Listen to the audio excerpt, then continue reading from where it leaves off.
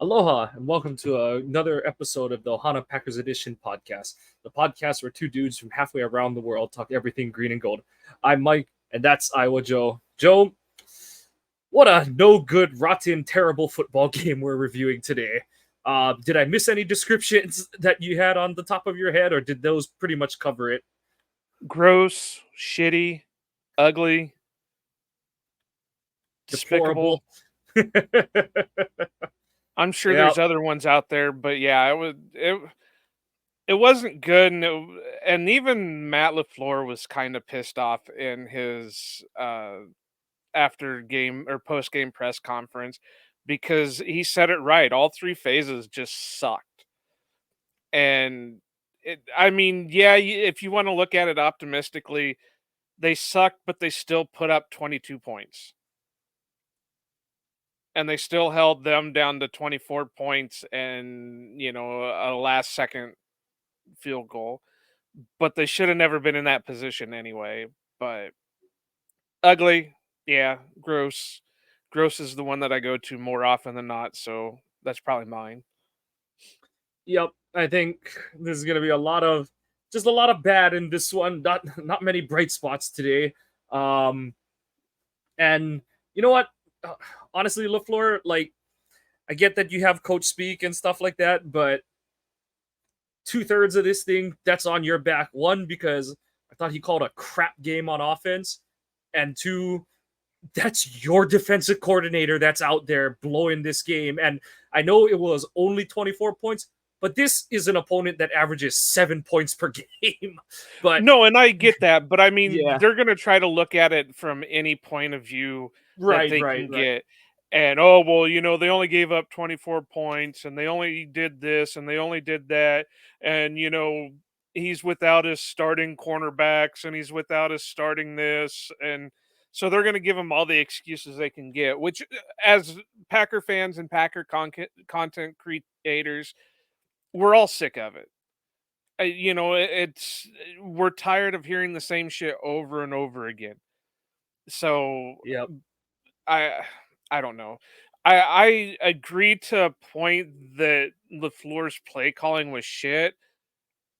I think he tried to go to the well once too many times, and that's what happened. But I thought overall some of the ideas were solid.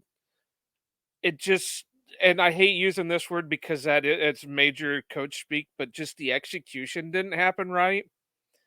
I know we'll get into a little bit more later, but like the one uh double reverse throwback to Love for the pass, you know, Zach Tom got knocked off his feet and pushed into AJ Dillon and it disrupted the play, you know, tremendously.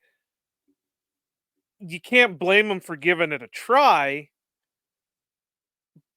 but the execution just wasn't there because your right tackle gets blown up and thrown back into, the middle of the play.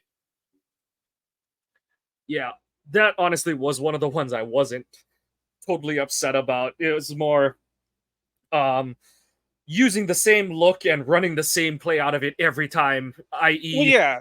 yeah, and stuff. But we'll just get into the offense. Like you said, it's gonna be a lot of just shooting a dead horse at this point on this one. But after a month plus of really good play, it was a bad night at the office for Jordan Love. This is gonna be one where uh, it's hard to say how much of this is a burn the tape game for him and how much of it is like he needs to learn from this one. I just thought from the onset he looked uncomfortable, jittery in the pocket, antsy, whatever. It just looked like he was expecting pressure when there wasn't any to begin. You saw it on his second and third throw of the game where he has Dobbs for what should be an easy first down conversion. And same thing for he kind of just yanks it into the dirt on the one to Dobbs out in the flat, and then the throw to Wicks I think kind of rushed it and kind of like I don't know, it looked like his cleats dug into the turf and he kind of like yanked it too after that, trying to just overcompensate and stuff. But I thought he was just kind of breaking pockets that didn't need to be broken tonight. Looked like he was rushing through reads and stuff, and I get that Martindale is a coach that lives off of pressure and stuff, but I didn't think that coverage wise the Giants did anything in particularly special tonight. I just thought Love just reverted to some terrible habits today, and that's where we'll never know, but that's where I do question some of the game plan ideas because I feel like LaFleur went into this game thinking two things: I don't have my deep threat, and the Giants are going to get pressure, so I have to do everything at the line of scrimmage, and everything has to be a horizontal play. And the reason I don't like that is you're asking Love to be a precision passer, which he's been better the last month, but it's never going to be his game to be a pinpoint accurate passer. And by playing everything within 3 to 5 yards of the line of scrimmage, you just allow Martindale to condense everything down even further and just more further complicate his pressure looks as opposed to spreading him out and making his guys cover ground vertically and horizontally on the field. I think it all culminated with him running that same orbit motion with Reed and never countering off of it. Like the perfect time to have countered off of it would have been the 2 point conversion. Like literally, you ran that thing so many times, and every time it was a handoff to Reed, and all you had to do on that 2 point conversion was have Love pull it or give it to Dylan or something. But I felt like it was a game plan of paralysis by analysis by LaFleur. And like I said, Love is his own man and he's got to handle his business. But I think that overly constricted and tight game plan affected how Love approached the game too. So I don't know. How did you think you saw the marriage of those two sides of the coin in this game? Well, what's funny is you kind of read my mind because I was thinking the same thing that he looked like he was looking for pressure when there was no pressure. So I don't know if that's what the game plan was, that he just pre-thought pressure was going to be coming. But honestly, the offensive line didn't do No. any favors for him. And that's up and down the line. That's not just Yep. one single guy. It's up and down the line. That I mean, like I said about the play earlier, Zach Tom was even getting blown up on things, Yep. and he's been one of our best linemen for a while now. So the receivers surprisingly weren't the ones that were the problem this game. Yeah. That's what There. we saw a lot of early on in the season, where it was more the wide receivers, and now it wasn't the receivers; it was more the offensive line and the quarterback. Another thing, and you've got it down on here, the running back play. I I and I fucking laughed out loud because I didn't get to watch the game too much because I was at work, so I had to listen to it. Uh, and so I was listening to Wayne and Larry, which I love Wayne and Larry. Great guys. Whatever, they're some of the best broadcasters you could ever want. But Larry says something to the effect that, "Oh, I was really happy that they brought Patrick Taylor back, and he's a master of none, but good at a little bit of everything." And I'm just sitting here like, I laughed out loud because like, are we seeing the same friggin' player or not? Yeah, he can make some of he does what you expect a fourth string running back to do, just enough. And I know John Kuhn said during the game that Taylor's in LaFleur's doghouse because there's 3 different times now in 2 games that he should have went out of bounds and he never did. And that tells me right there that he's Jag. He's just a guy. He's not meant to be a rotational type. I'm questioning what's going on with this Ellis Merriweather. Why are they is he injured? Is he not picking up on anything?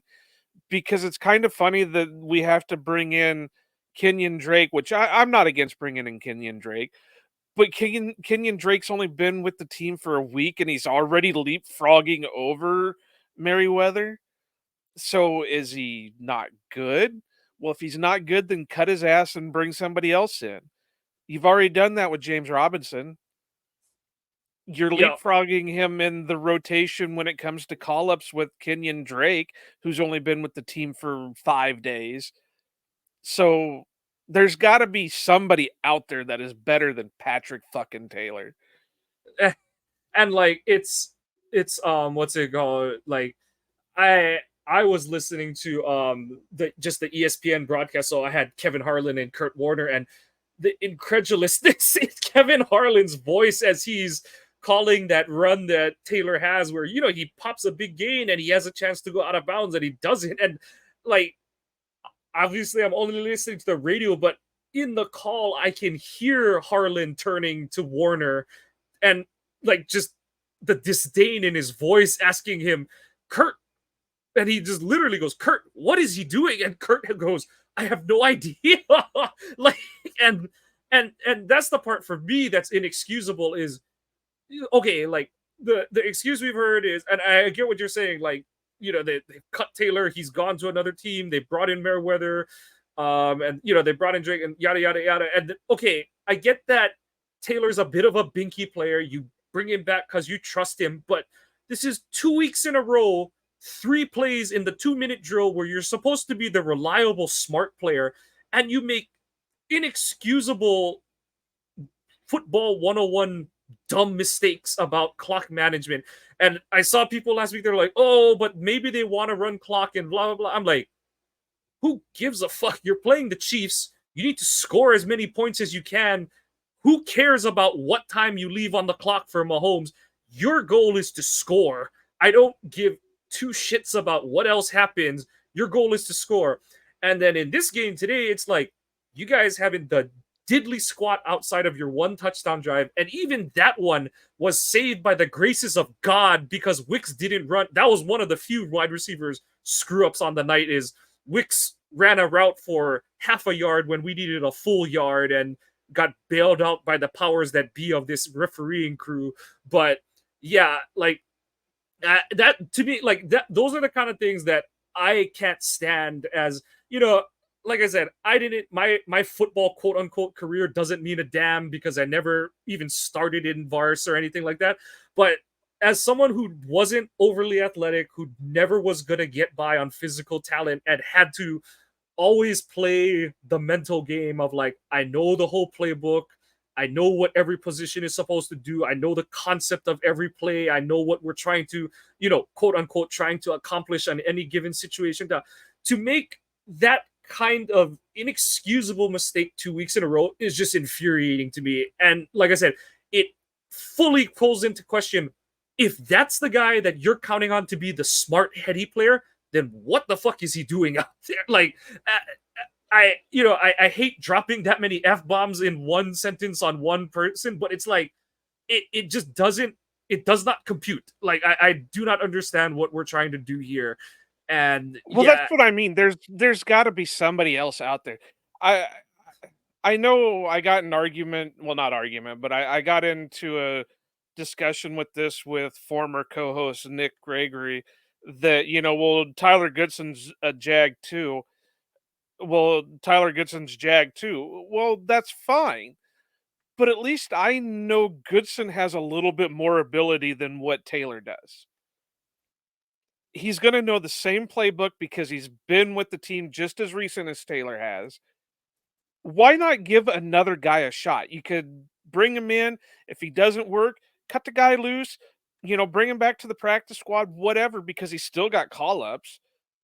But there's got to be other people out there that, hell, bring Lou Nichols back. Where the hell's he at right now? He's just sitting on the street. There's got to be somebody out there that they can bring in to do what they're hoping Patrick Taylor can do. Again, I go back to why is Alice Merriweather just sitting there? I mean, I get it. You don't want to rush a guy, but you've got him. You're giving this guy a practice squad spot, but yet he keeps getting jumped by everybody. James Robinson was jumping him in the rotation. Now it's Kenyon Drake's jumping him in the rotation. You went out and brought in Patrick Taylor again because for some reason you weren't going to use Ellis Merriweather. So what's he doing? You can't prepare for him next year because if you can't trust him now, you can't trust him next year. Yep. You got to Like see what you got with him. that's the thing is it's like I know everyone's like we have to trust them. Blah, blah, blah. I'm like the kind of trust that these coaches are talking about. Those are like a guy can do something right every time in practice, but do you really gonna trust him when you put him in the game and he fucks it up the first 2 times he gets in there, kind of thing? Like, Well, yeah, and that's what like we kept hearing with Enigbare. You know, he wasn't doing the right things in practice. He wasn't doing the right things in practice, but the minute they put him out on the field, he was doing the right things out on the field. yep. So, uh, it was just one of those games where, like I said, it was disjointed all the way through. There were, uh, the if you want to put the silver lining on tonight, the thing that I'll give love is, the outcome hasn't been what you wanted it to be for him, except for the Saints game, which honestly, this game was incredibly similar to in terms of how that game went and how it and just like the ending was just off in terms of did you make the kick or did you miss it kind of thing. But the like I do like that he might be playing a shit game the whole game, but if he's in it at the end, he does look like a guy that you've got a chance. And yes, I know he did it again. He made it happen against the Saints. He blew it against the Raiders. He blew it against the Broncos, but made it. And he and the whole offense blew it against the Vikings the first time they played. But you know, you can only say good things that look, he put his team in position to score 3 times. Anders, we'll talk about him, blew one of the kicks, and he did score the touchdown to put the team up late in the game. And that's my silver line. That's like the only silver lining I've got on this game tonight is that, like, And yeah, I it gotta was, give him credit that he also has a short-term memory, you know, yep, because he yep, didn't let the interception get to him. He didn't let the fumble get to him. He still stood his ground in the pocket. Did he look good there? No, but he still, it wasn't like he went yep, out there gun shy after that stuff yeah. happened. Like those 2 throws that he makes to Heath at the end of the game, like I mean, it's the whole like, okay, we need the rest. We need the rest of the game. It doesn't have to be at that level, but those 2 throws he makes to Heath in the end zone, the one that probably should have been a touchdown, and then the one that was a touchdown, like those are 2 A++ caliber plays. And Even the throws he made to Torrey and Dobbs that didn't end up being touchdowns were still yeah, well-placed balls. yeah, yeah, And the one with Torre, the only reason why it wasn't in the right spot was because he had a defender in his face. yeah. If he would have been able to get rid of it a little bit sooner, that'd have been a touchdown. Yeah, Aikman did a really good job breaking that one down. That is like if Jihad Ward isn't there, that's a touchdown because he's like you throw it right there. And, Yep. and I know like you see people like that throws late. I'm like, what's he supposed to do? Throw it off Ward's helmet? Like, come on, like. But yeah, it's frustrating as all hell. And like I said, I totally accept that Love is gonna have games where you're just like, is he just banging his head off the turf kind of things and stuff? Because that's part of the growing process. But like I said, my whole thing is the guys that should be the relative adults in the room, like you said, the O line let him down today. The O line, the left to right, and even like Yost didn't have a good time when he got put in. I don't think Ryan played enough snaps to really do it, but Jenkins got pushed into him in on the throw that he had to the other throw he had to Toure into the end zone. Runyon got runned over on that one sack. I thought Myers actually was okay. Like he had some flash plays, and I didn't think he had any plays where he really like just blew it up. Like he had, he's had those couple of plays the last few weeks where it's like, oh my god, he's terrible. But I thought Myers actually played a pretty quiet game, and like you said, and I thought Tom was good outside of getting and even on that trick play, like it's one of those where it just was a microcosm of the whole game because I'm like, unless he like just shoves Tucker Craft in the back, I don't know what he's supposed to do on that one. Like that one just showed how kerfuffled this whole game was tonight. But yeah, like it wasn't a good day in the office for the O line, and yeah, I felt like LaFleur, like I said, I think he overcompensated for Watson being out and over like just was like, if Wink did what he did to Rodgers last year in London, what's he going to do to Love today kind of thing. And I felt like the game plan was after spending 3 weeks of just opening it up. And, and like I said, those were three good defensive fronts that they faced the last 3 weeks. And I get that Martindale brings extra pressure, but I thought that LaFleur called this was one of his scared money, don't make money kind of games. And like you said, there was attempts to take some of the burden off of Love, but I thought he went too far in that direction, and in the end it got Love out of rhythm, and like you just needed to just Right. trust your He went to quarterback at some point. he Yeah. went to the well one too many times. He, like you said earlier, he was running the same play from the same look multiple times, and you can't do that when you're running trick plays. If you want to run trick plays, the whole point of it is the keyword trick. You have to trick the defense into believing something happens. Well, if you're getting given a guy like Wink Martindale the same look over and over again, you're no longer tricking him. Yeah. So, And yeah. the only thing that I'll disagree with you on, or not disagree with, but maybe have an excuse for with the Dylan didn't get the ball enough for on our show notes is I got to believe it's got to be something to do with Yeah, yeah, the yeah. groin. More I put that more out of frustration, but you're right. Like I just looking at him, and I got to give him he's probably going to be my MVP just because he's giving them all he's got at this point. You can tell that groin and some other stuff is nagging him, but he had some of the few bright spots on offense too and stuff. And it's just a bummer that he's also dinged up right now, because another bit of mad irony is like he was having some success today, and they could have used like even a 90% healthy Dylan at this point. And I know I appreciate that he's giving them all he's got at this point, but unfortunately, like they needed other guys to carry the water, and they couldn't today. But from the side of the ball that was disappointing, that was, I don't want to say surprisingly disappointing, but like a disappointed father in their child who spilt the milk one time. Now we're looking at the kid who always screws things up, and that's Joe Barry's defense. And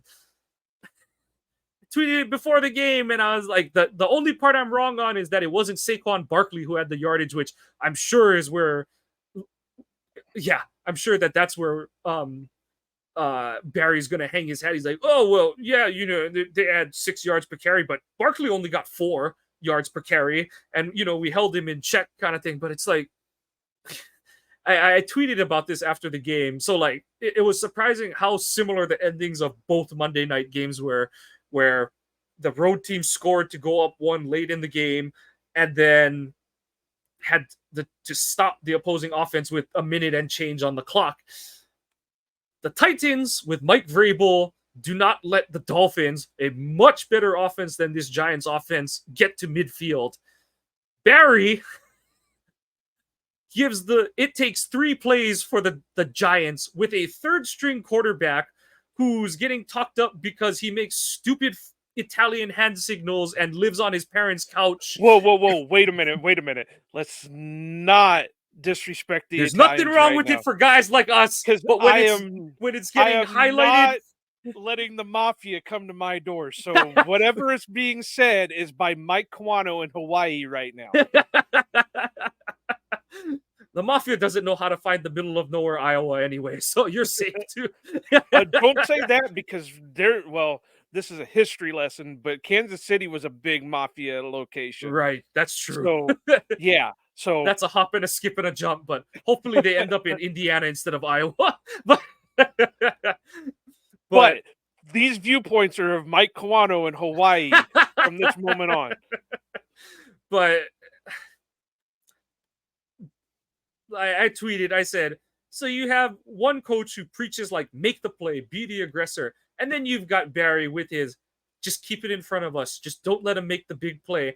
And it's like, dude, the only big plays your defense hasn't really given up this year are true vertical shots.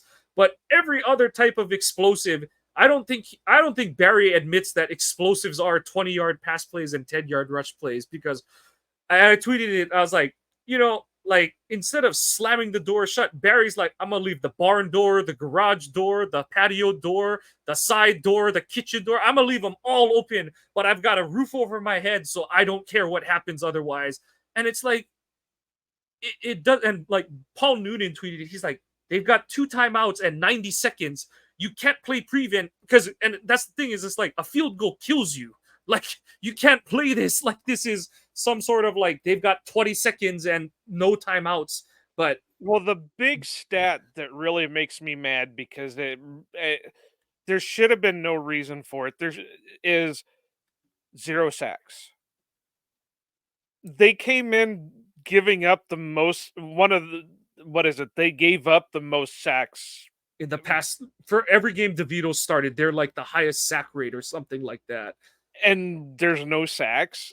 From a guy like Rashawn Gary, from Preston Smith, Lucas Van Ness, nobody's And getting a sack on this guy. and the part that's frustrating, and I know that people who defend Barry for reasons I do not understand in this world, is they're gonna put it all. And yes, the players have to be more disciplined, but to me, that is a philosophical thing from your coordinator, because what have we seen the past few games against um, Justin Herbert, even Kenny Pickett to an extent because he can move, and obviously Mahomes last week. We saw guys who were pretty judicious about staying in rush lanes, staying disciplined. And tonight it was almost like, and I can't say that it's all 10 guys who rotate on the defensive front that just said, well, buck it, we're just gonna go hog wild and do whatever the hell we want. Like, those kind of things, when it's that kind of, and it's like I said, it's not like it's just Rashawn hunting sacks or it's Preston hunting stats or Kenny hunting stats. It was everybody was just like, because they were there. And I know that this is going to be one of those stupid games where PFF's going to be like, well, they had pressures on 60% of DeVito's dropbacks or something like that.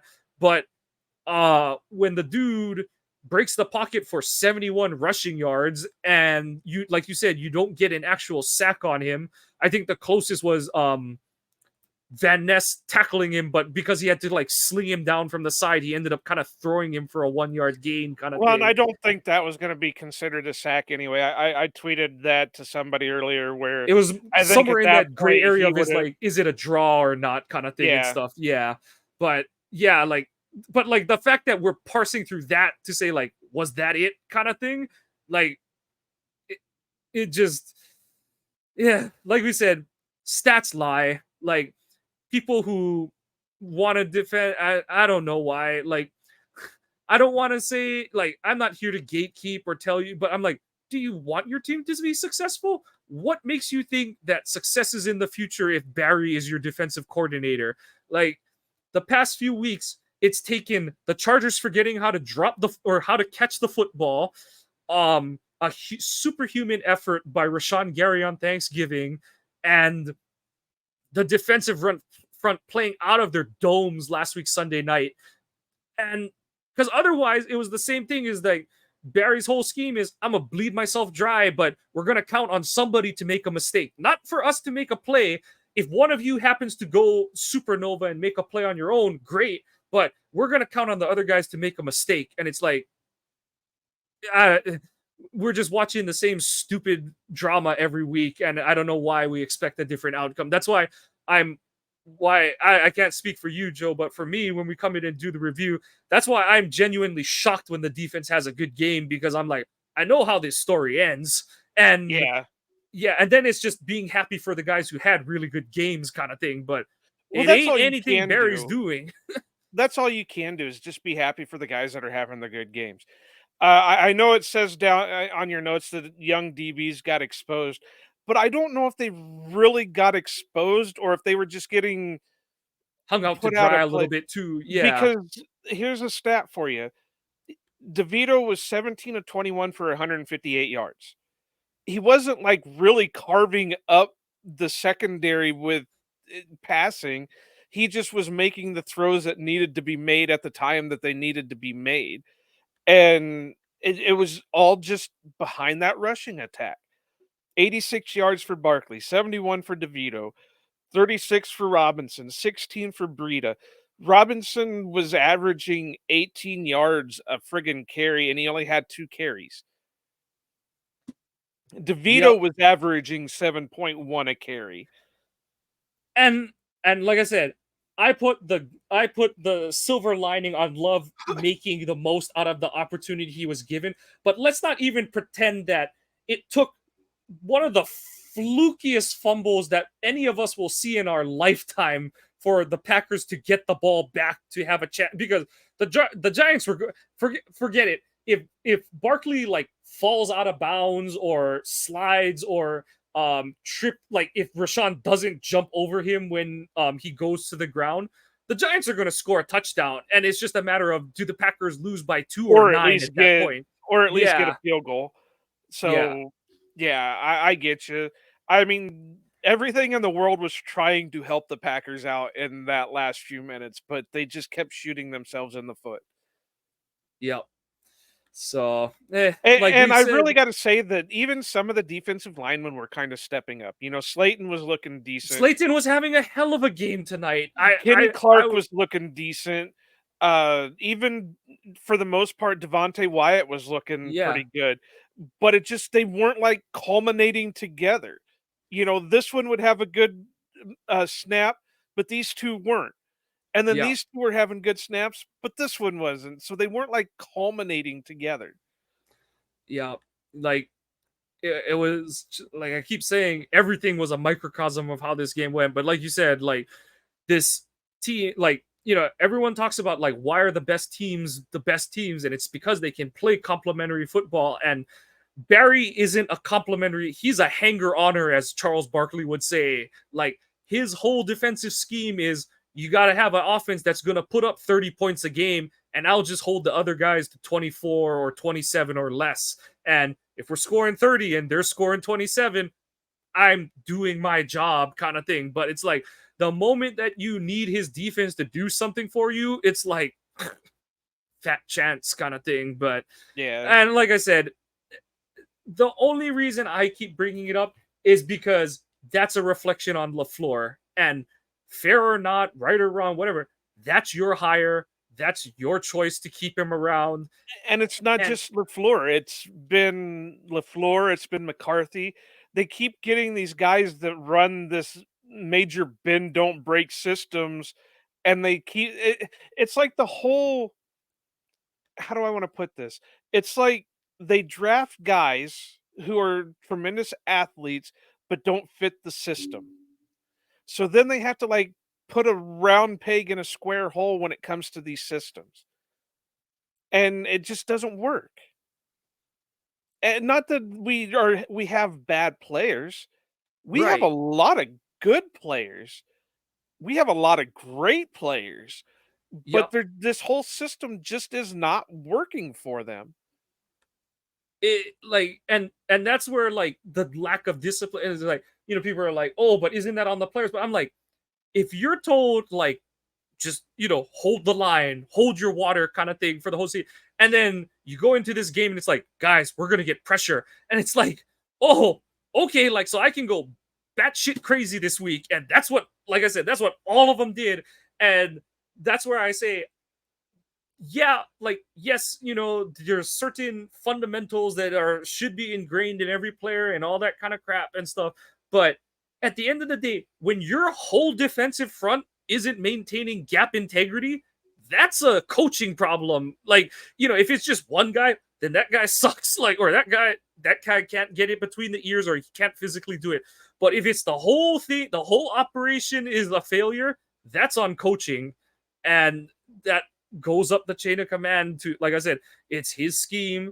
And above that, Barry is LaFleur's choice. And, we talk about, like we'll go over this in the offseason, depending what happens and all that kind of stuff. But if they're really expecting to make a push in the near future, especially like before Murphy goes out the door and all that kind of crap, I just don't understand how Barry can be part of that equation. But we'll beat that horse.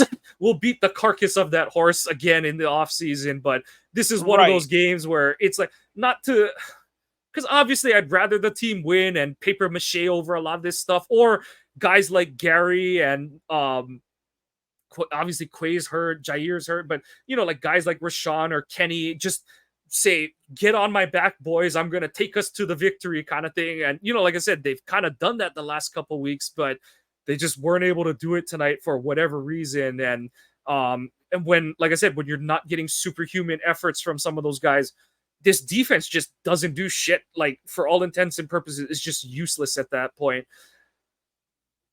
And then, as bad as the offense was, as bad as the defense was, you cannot then, in conjunction, have as shit of a day as special teams did today.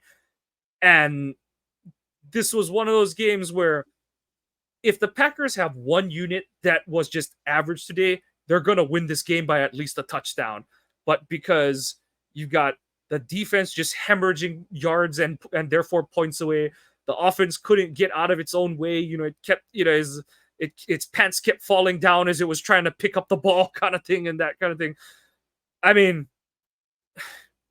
Keyshawn, you're awesome when you're on, but when you're off, you look like you have no idea how to play football sometimes. And I got to give him credit. He fully Yep, admitted he yep, played like shit today. So I mean, it's not like he was coming out and yep, making excuses for it. He yep, fully owned up to it.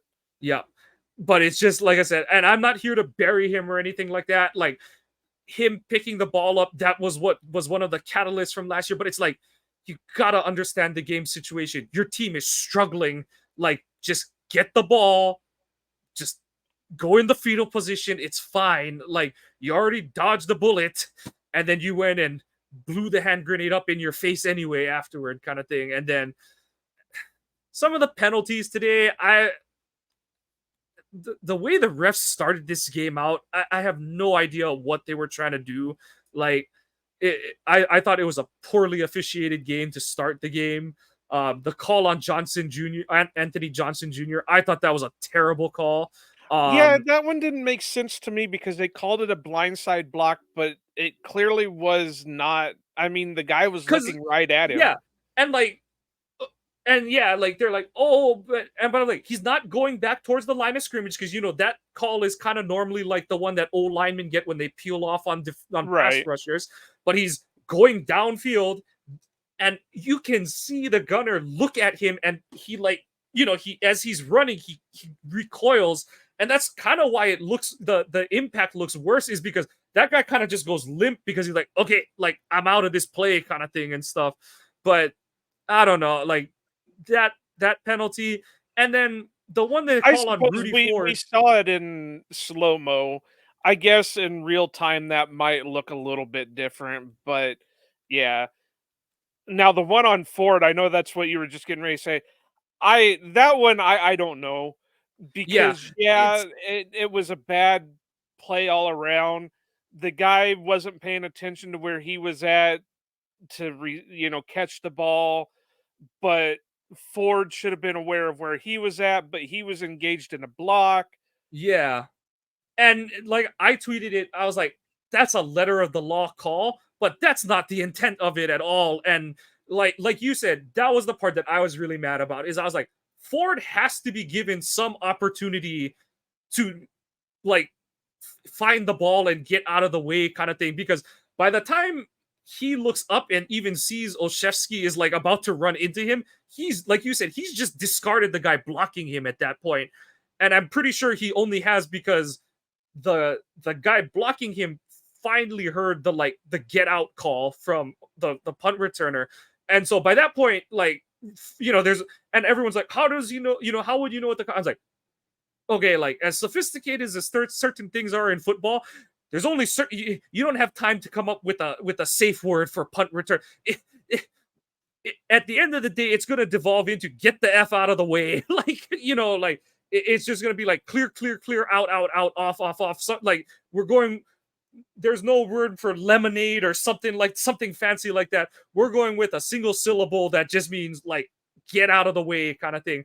And so, and yeah, like, by that point, Ford is himself, he's like, oh, like, he's thinking like, oh God, like, where is it? I've got to get out of the way too. Like, and like, literally the only thing he can do is maybe dive, like, just in some direction, kind of thing. But yeah, like, I know that, like I said, I'm not complaining about it in the sense that, like, it shouldn't be thrown, because the Packers have definitely benefited from stuff like that. But it is one of those where it's like, feel like you're cheating the intent of the rule kind of thing and stuff. And we did get kind of a ball don't lie out of that one because I'm pretty sure that's when they shanked the field goal after that one and stuff. But yeah, it's just one of those where I'm like, I feel like this ref crew was like, oh, it was a banner day Well, and I yesterday. think we got our revenge for the no call last week against the Chiefs because that pass interference on Carrington was a little ticky tacky, just to put it simply. I just there wasn't anything there. If anything, you probably could have got a push off from the receiver because that's how they got their arms got tangled. Right. Was he And then on reached top back of to that, push? yeah, Slayton's not even looking for the ball. Like he gave up on the play and not because of the contact. He looked like he gave up because he's like, okay, I ran past my guy, like I'm done. And then when he turns around for the ball, he's not even trying to like he's just kind of like, is the play over kind of thing Yeah. and stuff. So, but those plays alone did not lose it or win it for either side. Like, but it just kind of shows how, as the kids say, how drunk this game was today. But yeah, it, like we said at the top, it was just a no good, crappy, deplorable, disgusting game. And And I wonder about Wayne and Larry were wondering this too about the win situation at the bowl level because it seemed like, on a couple of things, like Love was airing the ball, the ball was going a little yeah, bit further than and then the miss by Anders and the miss by Bullock. yeah, because Anders looked like, and yeah, like I didn't get to see that one. I heard it, but like I said, the whole time it, Wayne and Larry just kept saying it yeah, seemed like something was going on with the wind on the lower it level. it had to have been. And I heard, I was reading different things because some people were saying like no it shouldn't be, but other people were like no, like there's definitely, because Anders was doing that thing. You remember how Crosby would do it where he would kick the ball like low, like Yeah, it, like you and I could go out and reach out and probably tip the kick kind of thing. That's what it looked like on all of his kicks tonight, is like he wasn't putting any air under anything tonight. So yeah, and then like before the half there was that whole incident with like, oh my god, did Anders just kick it out of bounds, but then the guy actually, yeah, it did go off. But even that one, it's like there was a few of those where it was kind of like, why are we kicking like that? So I, yeah, and then like I said, I do think the couple of the the one that I, it made me wonder more about the win was not any of the ones on the first drive, because like I said, I thought the one to Dobbs, he just yanked that one. I like you said, it seemed like he thought there was way more pressure than there should be, but it's like, just take your one step drop. If you're getting hit off of a one step drop, like you can go and yell at people on the sideline. Like, yeah, yeah, just plant your feet and make a good throw. So that one's on Love. The second one, like I said, it looked like he got his, it kind of was like the when he, with the kind of messed up fourth down play against the Saints, where, but instead of his foot slipping this time, it looked like his cleat got dug in, and then he kind of like, it looked like he knew it dug in and his foot kind of got stuck, and he kind of was like, like, and he kind of just like almost panicked through it because he was like, I just gotta compensate and get it out there kind of thing.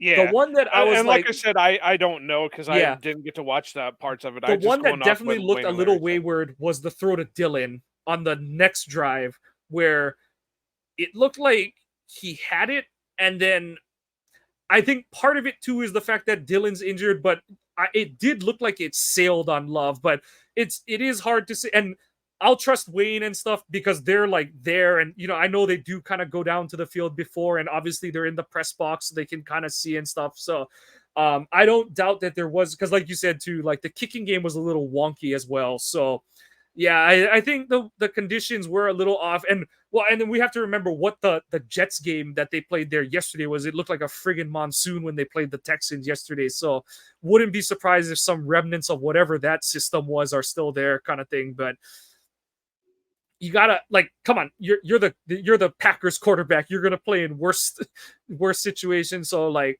I would have liked to have seen a better performance from Love, but like we said, that's all part of the learning experience for him.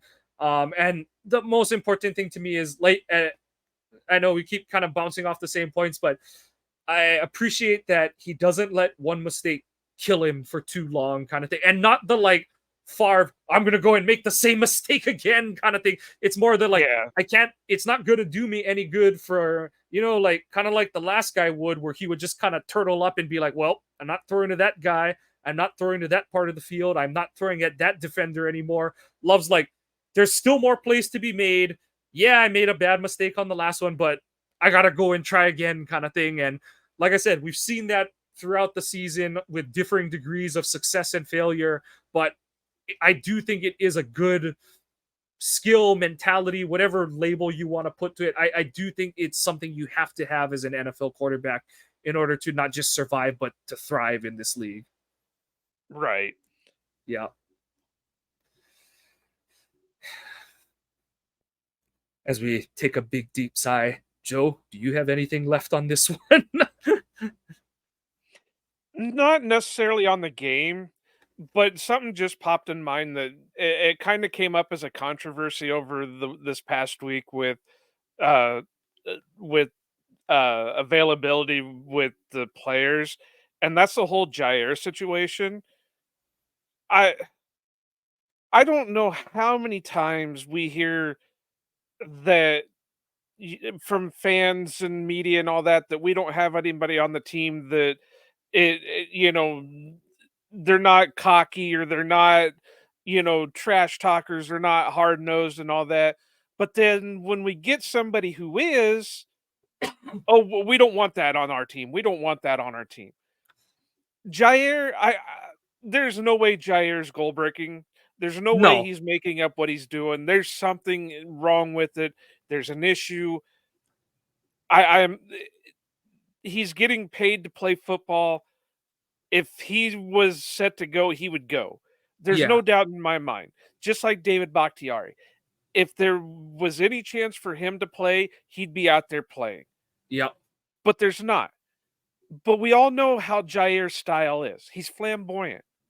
Of course, I'm waiting for the day he comes in with like some kind of uh, weird hairdo that looks like the old Flock of Seagulls hairdo, and and like Prince outfit or the Eddie Murphy raw leather outfit or Yeah. whatever. I think he's already done the jumbo hat thing at some point too. So yeah, So, like, but I mean, you want it, but when we get it, you don't like it. yeah.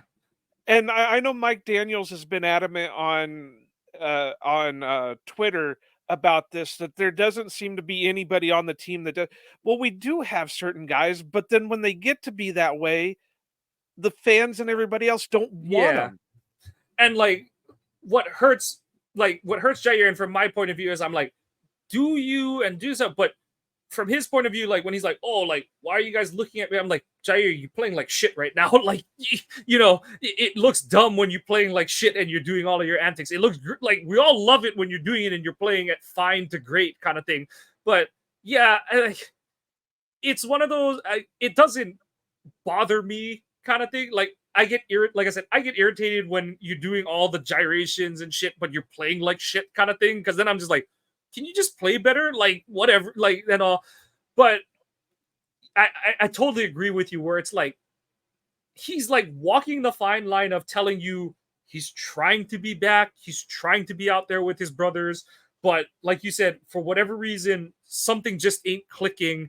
Whether it's like he's failing the strength test at the end of the week, or the doctor is just not convinced that he's at the right point in the recovery, whatever. Like as bad as this sounds, I'm just happy we're talking about his shoulder now instead of his back, because you can fix a shoulder. The back was the one that I was way more concerned about than this. So like I don't care. Like he's under contract for a couple more years. Like he's gonna be a Packer, whatever. And I want him to be good. And I've said this about a lot of guys. I want guys like him, guys like Rashawn, they need to be great on the next great Packers team. Obviously, it would be, I'm sure I would give my left arm for all of them to be healthy all the time. But that's just not how it works. And yeah, like I know that it doesn't matter what you and I say because these people who are making these kind of comments are going to say whatever they want. But I guarantee you that they're the same ones that if we traded Jair and he goes on to be another like 5-time Pro Bowler or All Pro, why the hell did we trade him? Like that was the biggest mistake ever. It's like just shut up already. Like Well, he's and the main clip that's been going around is I think the guy's name is Gary Ellerson and oh Steve the Homer Truth. I got so eh, well, they just need to be off the team. They don't represent what being a Packer is. Why don't they? I mean, and he then was even and then he he even said tried the to same thing backtrack when about Bakhtiari called his ass out on it too. Like Bakhtiari's like, what do you mean he's being like David Bakhtiari? Like it's the same as yeah. the Bakhtiari problem. And then Ellerson tried to say like, I never said it was a bad, or I didn't say it, or I forget how he worded it. And Robin Adams was like, he literally said it's a bad thing. Like he literally said the words, "This is a bad thing for the team," and it's like, But I don't get that. I yeah, mean, yeah, I'm gonna get off my soapbox now because we need to move on. But it just quit complaining about stuff that you want. I mean, it's the same thing. Like if Mike Daniels were to walk through the door tomorrow, how many of them would be complaining that we have a guy running his mouth every week? yeah. So and I just put like and that's the thing with the show. I don't remember which shoulder he hurt and which one he hurt back in 2021.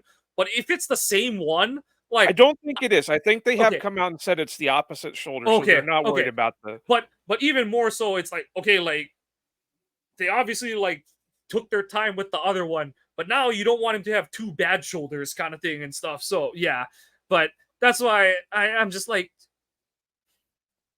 I know this is gonna sound like yes, I want this team to have as much success as it can this year, but unless every other team gets struck by lightning when they walk into the arena as they're about to play the Packers still might not beat the team that got struck by lightning.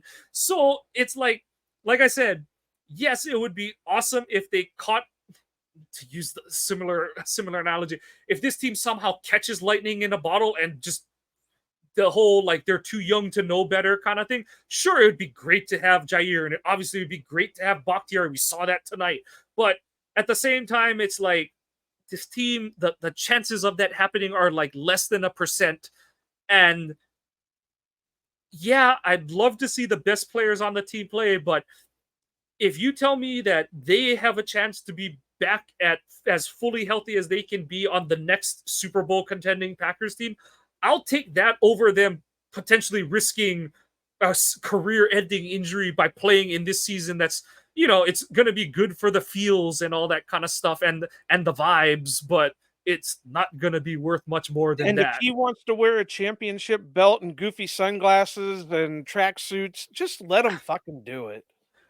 Half this game is mental anyway, and like I said, it looks dumb when like he's injured or he's not playing well, but those are Jair is one of those guys who's that it's that mentality where it's like I need to talk to Eddie. He's going to talk to himself. He's going to talk to his teammates. He's going to talk to the opponent. He's going to talk. He's going to talk smack to the ref, the cameraman and stuff. Like he's just one of those guys. And like we said it all. Like Leroy Butler said it all the time. You need as many Wayne Simmons as you need Reggie Whites on your team to have a championship roster. And obviously, Jair isn't as crazy as Wayne Simmons was, but you need you need all kinds of personalities to have a title contending roster. And this team is better with Jair, a healthy Jair on it, and he's just not healthy right now. And like, there's not much we can do about it. But bringing it back to this game, we're gonna wrap this one up pretty quick, and this segment won't take long. Joe, do you even have an MVP for this week? I do because I think it's really good that Malik Heath. I mean, that those like you said earlier, that one should have been a touchdown because he had control. He had the ball down or 2 feet down, and then it was knocked out of his hands. But he still came back, made an amazing catch. Topped While it. Yeah. losing, Yeah. yeah, while losing his helmet. Um, So yeah, I got to give it to him just because to to come out of Ole Miss and have this stigma against him, and now he's starting to really come into his own. I got to give it to him. Yeah, no, he definitely deserves it. And I alluded to mine earlier. I'm gonna give some love to AJ Dillon. Like I said, he's obvious. I don't know if he's at 70% right now, but whatever he is, it ain't fully healthy because he's not. He only had, what did he have today? Uh 17 touches, which is honestly, if that feels way more than I thought it was watching the game. But I think he gave them everything he had tonight. Would have been nice to see it, his efforts rewarded a little bit better, but I mean, just didn't have enough guys who kind of left it all out on the field today. But LVP, think we're gonna kind of come down on the. It's just gonna be a matter of who, but I've got Joe Barry. Like we told you, the broken clock is right twice a day, and we've seen that a couple times in the last few weeks. And this game, this was the Pittsburgh game, this was the Falcons game all over again. Just a different shitty team on the road that we're facing, and you just let them steal you. You just let them rob the store with you behind the counter, and that's the Joe Barry experience. There's so many on the team that it could be, but I'm going to go with ESPN. Um, I get you had two games going on simultaneously, but if I'm watching one, I just want to see that one. I don't need you to shrink the screen and pop the other. I don't want picture in picture. If I want picture in picture, I'll do it my damn self. So I think Joe and Troy even kind of sounded annoyed at that because like obviously they're just watching the game out of the press box, but they do have like TVs next to them, kind of thing. And I forget, one of them made a comment. They're like, "Oh, like looks like we're sharing the air," kind of thing. And I know some people are gonna be like, "Oh, those two are full of themselves," kind of thing. But like even those guys are like, we're on ABC, like, and they're on ESPN. Like those guys know it too, well, and kind of thing. it's not like they're watching it on 75-inch TVs, they're watching it on little monitors. So Yeah, when you go from this big of a picture down to this big of a yeah, picture, it gets even harder to do your job. yeah, And so, yeah, that would be my LVP is, ESPN really, for one, there shouldn't have been two Monday night games scheduled at the same fucking time. right. But two, if I want to watch that game, I'll turn to that game. Don't make me watch it at the same Yeah, time because with my uh adult ADHD ass, I had a hard time concentrating on my game because it kept wanting to drift over, and I don't give a fuck about the Titans yeah. or the Dolphins or anything like that. So, yep, and I do feel bad for Scott Van Pelt taking some pot shots because it was always him, like, like look what's happening over on the other game. Everyone's like, Scott Van Pelt, not Scott Hansen, is not Scott Hansen. I was like, oh, leave SVP alone. Like, I don't think this is his idea, but yeah, it was honestly, like I said, it was just one of those nights where everything felt like that, where not it was a everything was just off kilter and no good and blah. So we're gonna put a bow on it tonight, but just a programming note. This pod, and we'll have tweeted about it, but this pod is coming out a day later because the game was on Monday night, and our opponent preview pod is gonna come out Friday instead of Thursday this week, just because of some programming, just because we're gonna be overlapping due to the game being a day later than it was. And But deal with it because this gives me a little extra time to edit and put all this stuff Joe out. needs to sleep. But want to say thank you for joining us on this episode of the Ohana Packers Edition podcast. Please give us a follow. I'm at Kawano Mike on Twitter. Joe is at Iowa_Joe86. The pod is at Ohana_Packers. Please visit our website, ohanapackers.org. We have all of the streams of every podcast episode, both our game reviews and our opponent preview pods, plus all the off-season ones. Excuse me. Will be going up there subsequently, along with all of our article blog posts. And on top of that, please continue to follow the pod on your favorite podcasting apps. Give us a subscribe and a like if you're enjoying what you're hearing. Any positive feedback is appreciated. Also, if you have negative comments, we appreciate those too, because we are always trying to get better.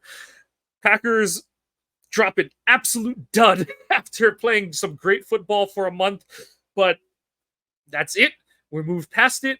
Hopefully, the Packers are not on Monday night anymore this season, and it's on to Tampa Bay, where the Bucks are they're kind of on the rise a little bit. So Green Bay is going to have to pull itself off the map pretty quickly. But just want to say, go Pack, go, and aloha.